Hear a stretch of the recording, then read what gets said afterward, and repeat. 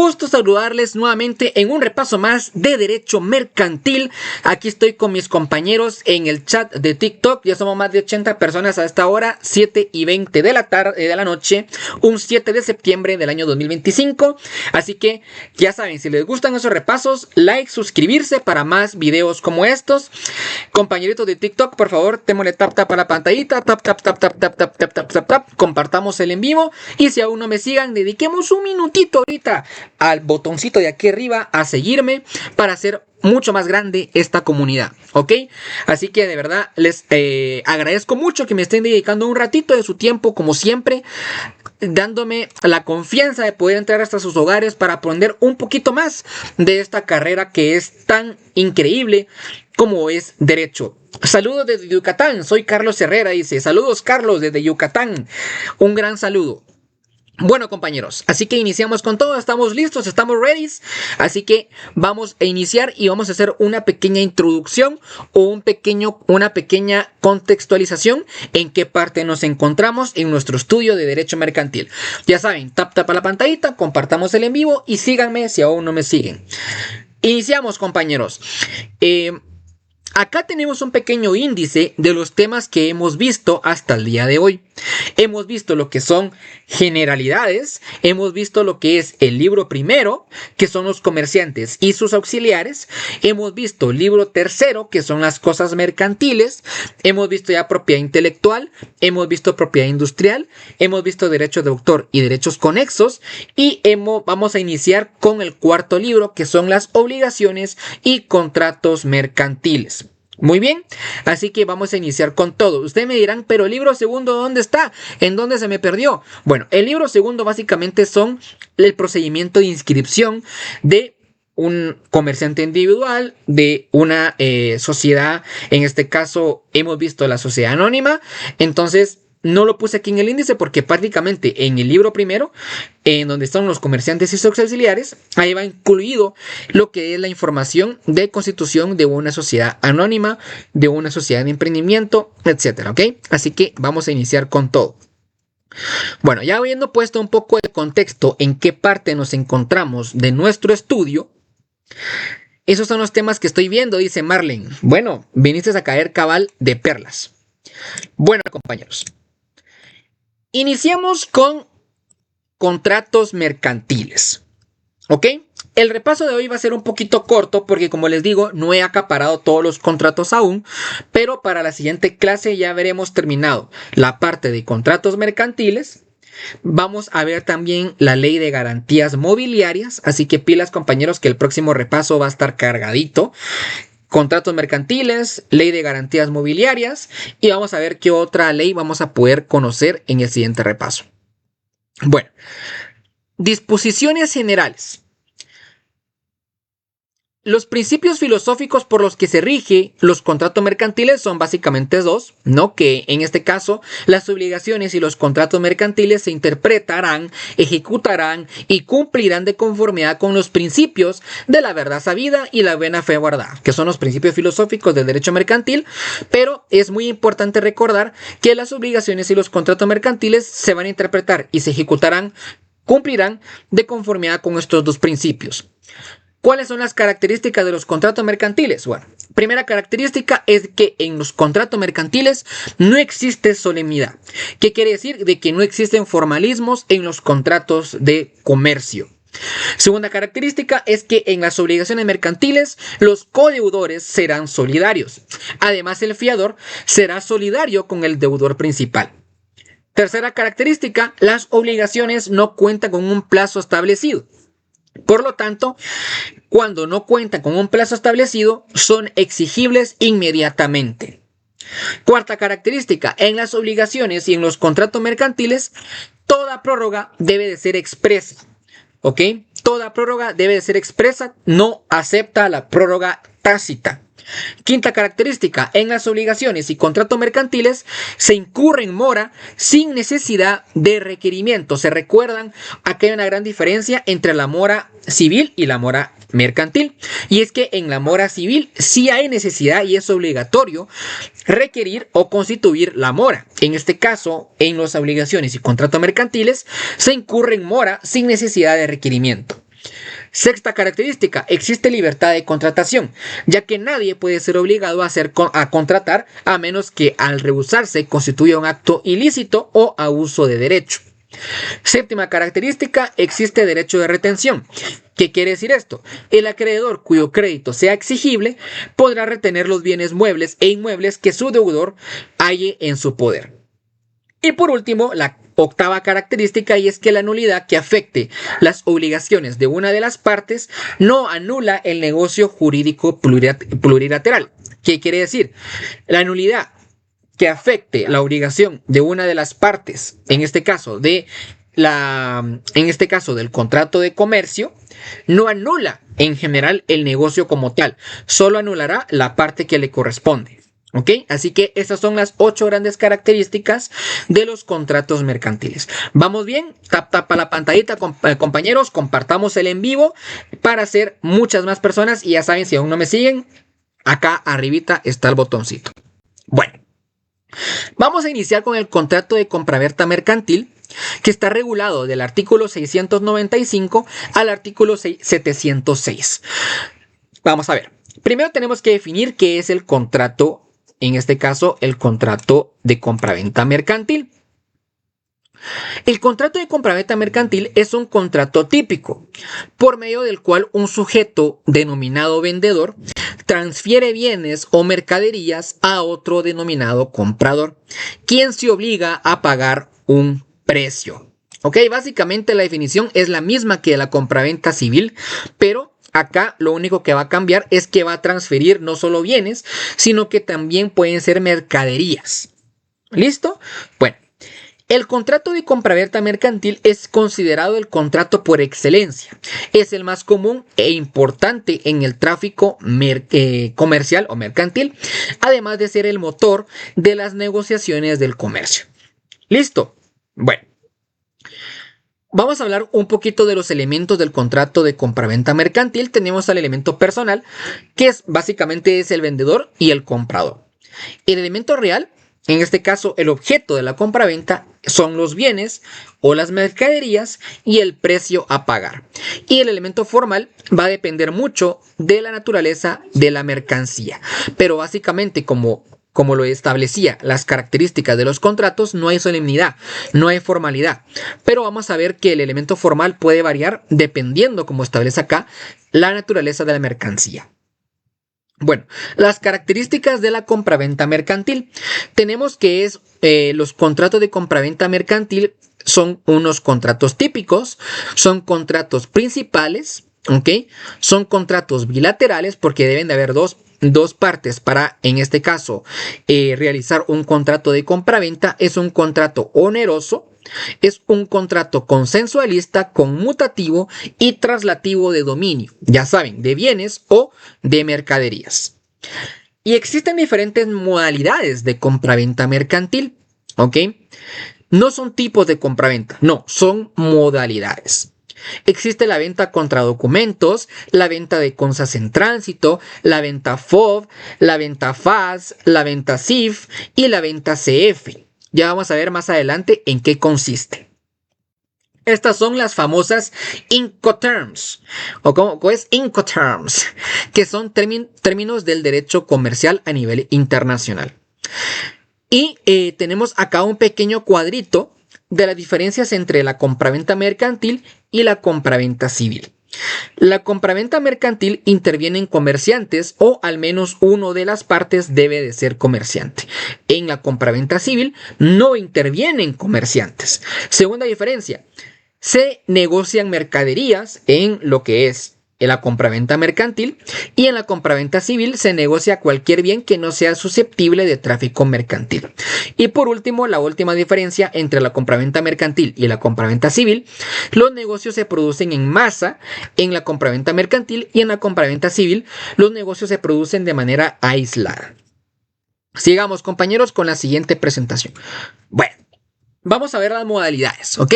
Pilas, compañeros, tap a la pantallita, tap, compartamos el en vivo y denle el follow si aún no me siguen.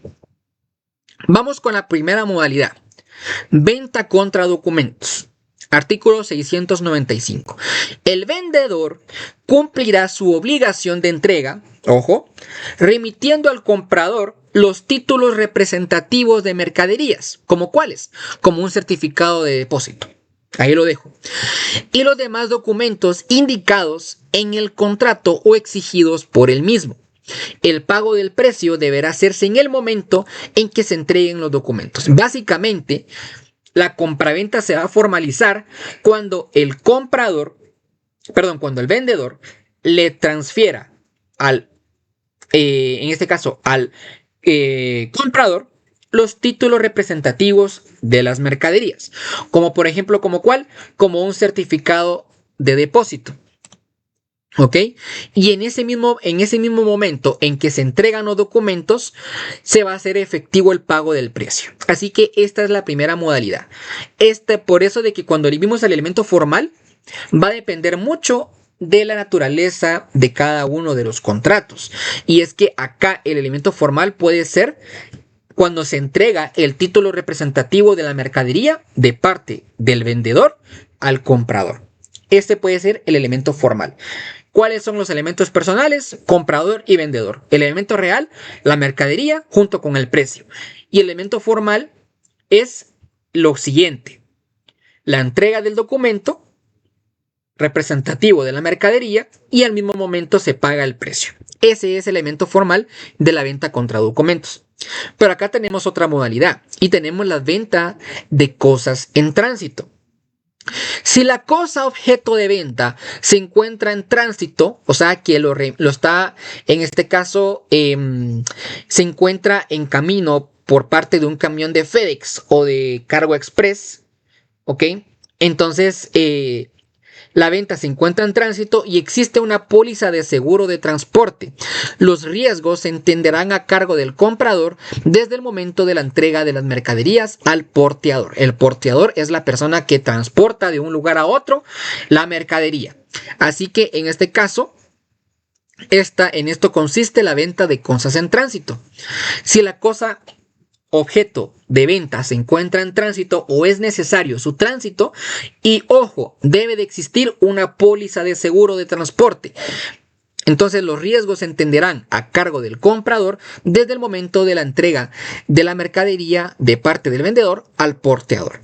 Bueno, y aquí vamos con la venta FOB, FAS, CIF, CF, lo que sea, ¿verdad? Acá tenemos 4 modalidades de compraventa de conformidad con las Incoterms que indica nuestro código de comercio. ¿En qué consiste la venta FOB? Bueno, antes de entrar a esto, yo les quiero decir de que antes de que yo inicie a estudiar para mi examen privado, estos 4 términos para mí se me complicaban un montón, un mundo. ¿Por qué? Porque en la universidad creo que no se dedican el 100% a explicarnos en qué consisten las Incoterms o a explicar cada una de estas modalidades. Entonces, cuando uno le hablan con las Incoterms y le dicen el FOB, el FAS, el CIF, el CF, uno es como que me están hablando a mí en chino.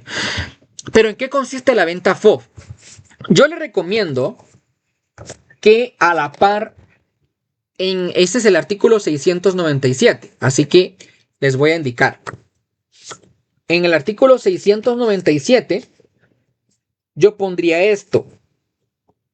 Miren, no sé si se mira, pero acá está libre a bordo FOB, ¿ok? El contrato. Y a la par le puse un dibujito, aquí abajito. Puse un barquito y puse unas cajitas, pero ya les voy a indicar por qué lo puse así. ¿En qué consiste la venta FOB? Bueno, la cosa objeto del contrato debe de entregarse a bordo del buque o vehículo que haya de transportarla, en el momento, lugar y tiempos convenidos, momento a partir del cual los riesgos se transfieren al comprador. Bueno, pongamos un ejemplo. Artículo 697, Marlene. Pongamos un ejemplo. Este es el barco. ¿Ok? Este es el barco. Y dice Candy, ¡ala! ¡Préstame tus códigos! Fíjense que algún día vamos a hacer un junte en la USAC. ¿Ok? Un día de esto vamos a hacer un junte en AUSAC para que un junte presencial con las personas que puedan. Vamos a hacer un junte presencial para venir y compartirnos, no sé, material de apoyo, que ustedes puedan venir y poder ver cómo están mis anotaciones, o simplemente charlar, o venir y compartir un ratito, ¿no? Eso lo pudiéramos hacer un día de estos. Ya no vamos a organizar. Pero bueno, volviendo al FOB. Este es el barco, ¿ok? Pero ¿qué establece el artículo 697?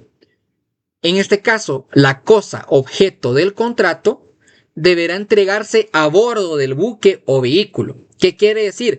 Si yo compré un carro, es un ejemplo, la venta FOB consiste en que la entrega del carro se va a hacer a bordo del buque, ¿ok? Aquí se va a formalizar la compraventa. Aquí va a venir el vendedor y va a venir el comprador y le digo, le hago efectivo la entrega del carro. Aquí le entrega el precio y aquí le entrega el carro. En eso consiste la venta FOB, no hay más, ¿ok? No hay otra cosa más que eso, ¿ok? Que la cosa objeto del contrato deberá entregarse a bordo del buque o del vehículo que haya de transportarla, en el lugar y en el tiempo convenidos entre el comprador y el vendedor. Momento a partir del cual, cuando ya recibe el carro el comprador, en ese momento se transfieren los riesgos al comprador, ¿ok? Puede deletrear la compra que menciona, es FOB, F-O-B, así como aparece acá. Venta FOB. ¿Listo? Bueno, yo todavía estoy en el 6º semestre y ese Candy. Bueno, mucho ánimo, Candy. Mucho ánimo, no te rindas, ya estás cerca, te quedan... ¿Qué? 3 años. 6, 7, 8. No, 2. 2. Entonces, mucho ánimo. Ok, mucho ánimo, mucho ánimo. No. Sí, 2. Ay, Dios mío, matemáticas, hijo. Bueno, eso es la venta FOB. Ahora, vamos con la venta FAS, que es básicamente lo mismo, mucha. Es básicamente lo mismo, solo que en este caso, el vendedor cumplirá su obligación de entrega al ser colocadas las mercaderías al costado del buque o vehículo que la transporta, y desde ese momento se transfieren los riesgos al comprador. Cuando vimos el FOB, aquí puse el barquito y le puse las cajitas, ¿va? Que van adentro del barquito. Ahora, en la venta FAS, puse el mismo barquito, pero le puse la mercadería a la par. Las cajitas se las puse a la par, afuerita, ¿verdad? Porque básicamente en eso consiste la venta FAS. Lo que va a cambiar de la venta FOB con la FAS es que la entrega de las cosas se van a hacer a un ladito, a un costadito del buque que transporta la mercadería. ¿Ok? En ese momento se van a transferir los riesgos al comprador. La diferencia entre el FOB y el FAS es que el FOB se hace la entrega en el buque y la FAS, ¿ok? Y la venta FAS se hace afuera o al costado del buque. ¿Ok?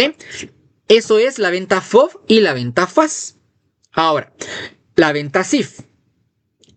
En este caso, la venta CIF consiste que el precio de la compra-venta comprende no solo el valor de la cosa, sino que también contiene las primas del seguro y el valor de los fletes, hasta el lugar convenido para que sea recibido por parte del comprador. Los riesgos se transmiten al comprador desde el momento en que la cosa objeto del contrato haya sido entregada al porteado. Básicamente la venta CIF consiste en que el valor del contrato no solo va a consistir en el valor del objeto o de la mercadería que se va a comprar o vender, sino que también va a incluir las primas del seguro y los fletes. En eso consiste la venta CIF. Si se dan cuenta, la venta FOB y la venta FAS consiste más, la diferencia es por cómo se va a entregar la mercadería, y la venta CIF va a consistir en el objeto del contrato, que no solo va a comprender el precio de la cosa, sino que también las primas y los fletes. Y la venta CF es básicamente la misma que la venta CIF. Lo único que va a cambiar es que las disposiciones relativas al seguro van a ser diferentes. Pero esto lo vamos a tener mucho en cuenta cuando veamos el contrato de seguro. ¿Ok? Entonces la venta CIF y la venta CF van a ser básicamente lo mismo, solo que en la venta CF lo único que va a cambiar van a ser las disposiciones relativas al seguro, pero lo vamos a ver cuando veamos el contrato de seguro. ¿Ok? Así que bueno, tap tap a la pantallita, compañeros, tap tap tap tap tap, compartamos el en vivo y síganme si aún no me siguen. ¿Listo? Bueno, sigamos, compañeros. Ahora vamos con el otro contrato, que es el contrato de suministro. Artículo 707 al artículo 712. ¿Qué es un contrato de suministro? Es un contrato típico, ¿ok? Es un contrato típico por medio del cual un sujeto llamado suministrante se obliga mediante un precio a realizar a favor de otro llamado suministrado una prestación periódica o continua de mercaderías o de servicios. ¿Ok? Vuelvo y repito, es un contrato típico, ¿ok? Por medio del cual un sujeto llamado suministrante se obliga mediante un precio a realizar en favor de otro llamado suministrado una prestación periódica o continuada de mercaderías o de servicios. ¿Listo? Bueno, elementos. El elemento personal es el suministrante y el suministrado. Suministrante es la persona que, en este caso, le van a pagar por medio del precio para que realice una prestación periódica o continuada de mercaderías o de servicios. Y el suministrado es la persona que recibe los servicios o recibe la mercadería. ¿Ok? El elemento real va a ser igual. La mercadería o los servicios junto con el precio. Y el elemento formal, en este contrato de suministro no existe ninguna formalidad, pero aún así se recomienda hacerlo siempre por escrito. ¿Ok? Características del contrato de suministro: es un contrato típico, es un contrato bilateral, es un contrato consensual, oneroso, conmutativo y de tracto sucesivo. ¿Ok? Y como les comenté en la definición, las prestaciones que son objeto de este contrato pueden ser periódicas o pueden ser continuadas. Vuelvo y repito, suministrante es la persona que va a brindar el servicio o que en este caso va a brindar mercadería de manera periódica o continuada. Y el suministrado va a ser la persona que recibe el servicio o que recibe la mercadería. ¿Cómo se puede determinar el contrato de suministro? Si el incumplimiento de una de las prestaciones periódicas tiene tal importancia que haga presumir que las prestaciones futuras no se ejecuten oportunamente, podrá darse por terminado el contrato. Una terminación del contrato de manera presunta. ¿Ok? En este caso, pues si se incumple la prestación y esta prestación es periódica, por lo tanto se va a entender que no se van a ejecutar las prestaciones futuras. Es una de las formas de terminación del contrato de suministro. Pero el contrato de suministro también se puede suspender o se puede denunciar según el artículo 712. Se puede suspender si el suministrado no cumple con las obligaciones. En este caso, en esencia, no le da derecho al suministrante a suspender la ejecución del contrato sin antes haber dado previa aviso con prudente anticipación. Por lo tanto, se puede suspender el contrato si en este caso el suministrado, o sea, quien recibe el servicio, no cumple con su obligación, que es pagar el precio al suministrante, pero el suministrante así de manera tajante no puede venir y suspender el contrato sin antes haberle dado previo aviso al suministrado de dicha acción. Ahora, ¿cómo se puede denunciar el contrato? Si no se hubiese establecido una duración del contrato de suministro, ¿ok?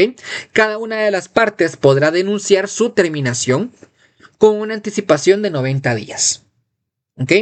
Básicamente. Entonces, la suspensión se va a dar a cabo cuando el suministrado no cumpla con su parte, o sea, con pagar la prestación.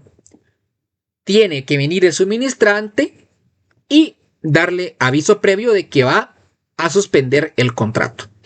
Y la denuncia consiste cuando las partes no hubieran pactado una duración del contrato, por lo tanto podrán denunciar la terminación del contrato con una anticipación de por lo menos 90 días. ¿Listo? Bueno, vamos, compañeros. Vamos con el contrato estimatorio. ¿Ok? Vamos con el contrato estimatorio 713 del Código de Comercio. Es un contrato típico por medio del cual un sujeto denominado consignante entrega a otro denominado consignatario mercaderías a un precio estimado para que en un plazo estipulado pague el precio de las mercaderías o bien las devuelva en caso de no producirse su venta. Básicamente, este es un contrato para venta de mercaderías a consignación. Esto se da mucho en los mercados. Aunque crean es un contrato mercantil, es el contrato estimatorio. Un ejemplo. Viene aquí Ani, que me acaba de seguir, Ani Pérez, muchas gracias Ani, y viene Evelyn que está comentando. Entonces viene Ani y está vendiendo zapatos. Y Evelyn quiere también vender zapatos.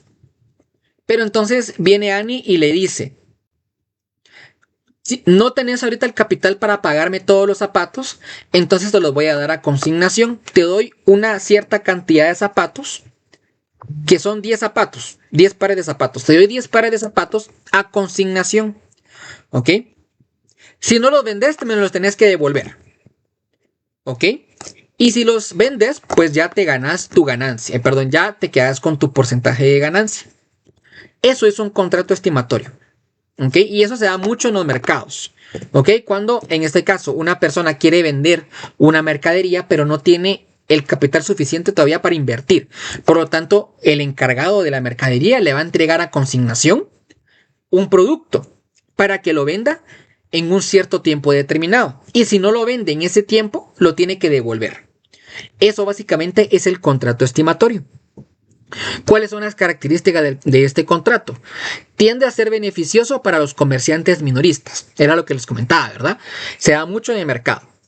Segunda característica, se adquieren las mercaderías sin obligación de pagarlas inmediatamente. Era lo que yo les comentaba, ¿verdad? No hay obligación en este caso del comprador de pagarlas inmediatamente. Tercera característica, en caso de no venderlas en un plazo estipulado, tiene la opción de devolverlas. Más que una opción, es una obligación.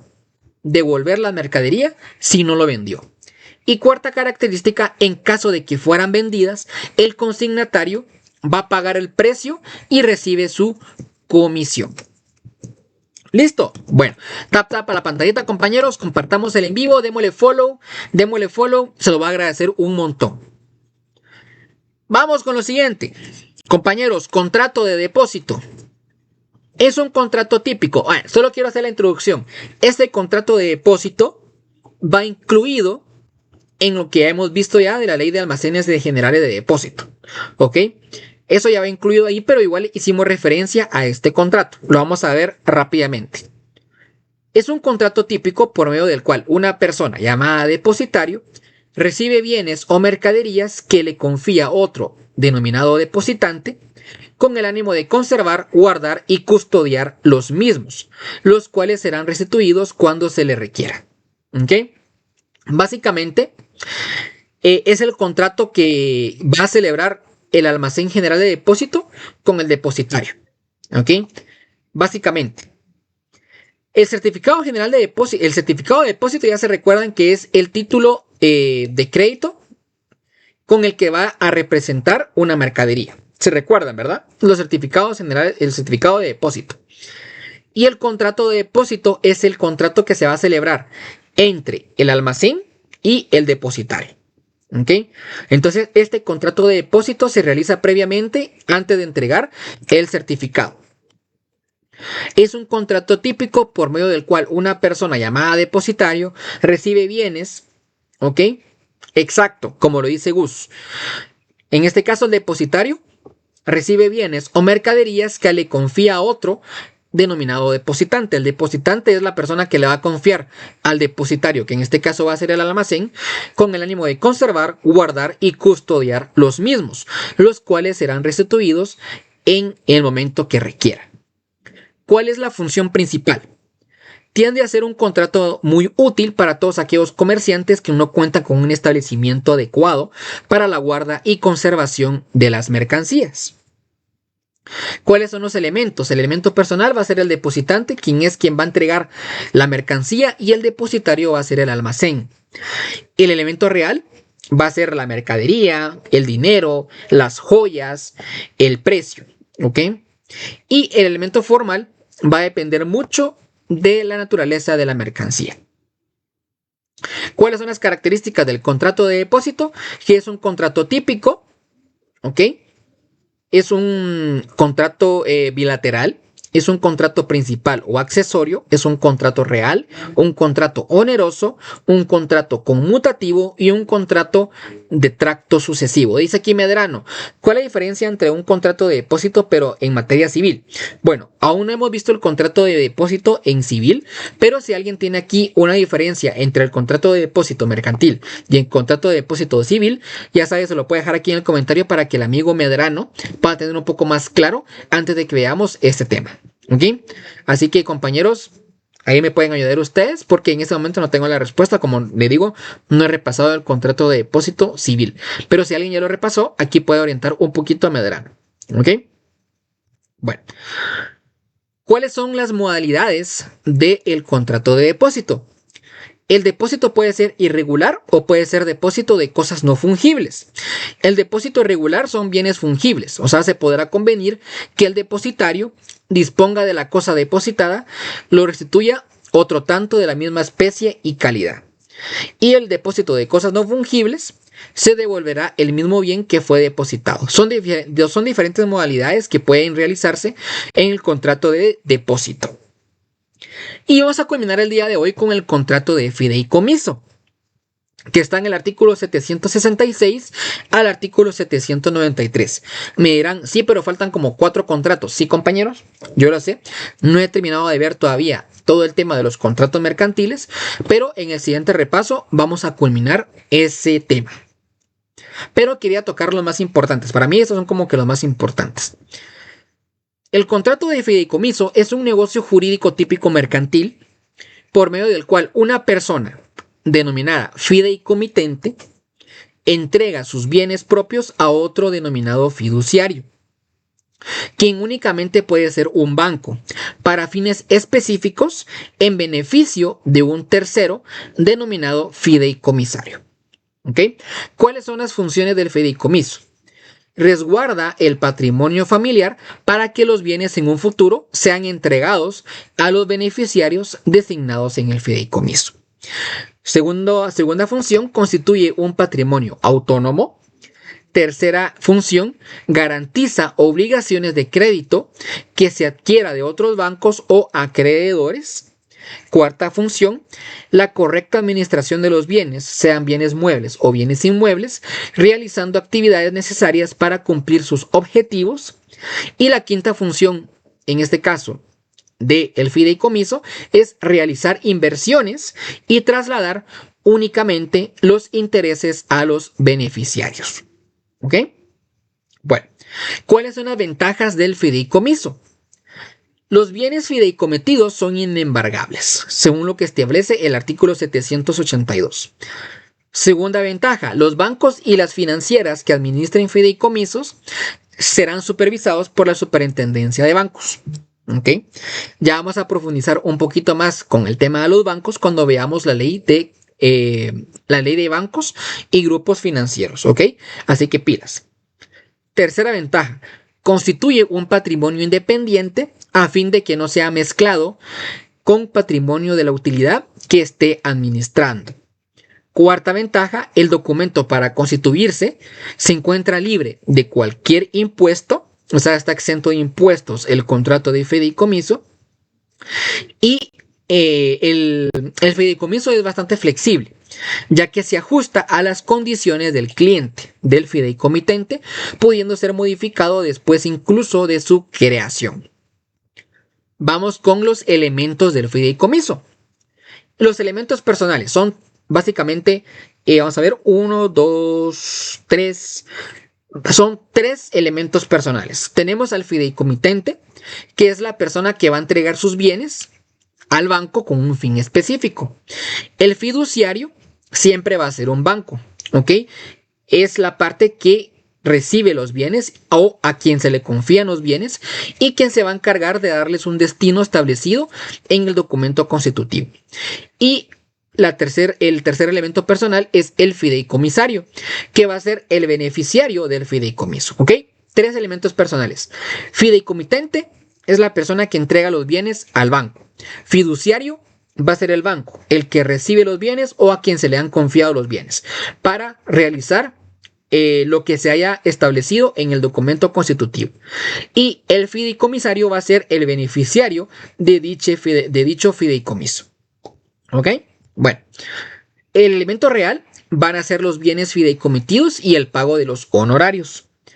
El elemento formal se constituye el contrato de fideicomiso, se constituye en escritura pública, con excepción de los fideicomisos por inversión, que está en el artículo 76 de la Ley de Mercados, Valores y Mercancías. ¿Ok? El elemento formal es la escritura pública con la que se va a constituir el fideicomiso.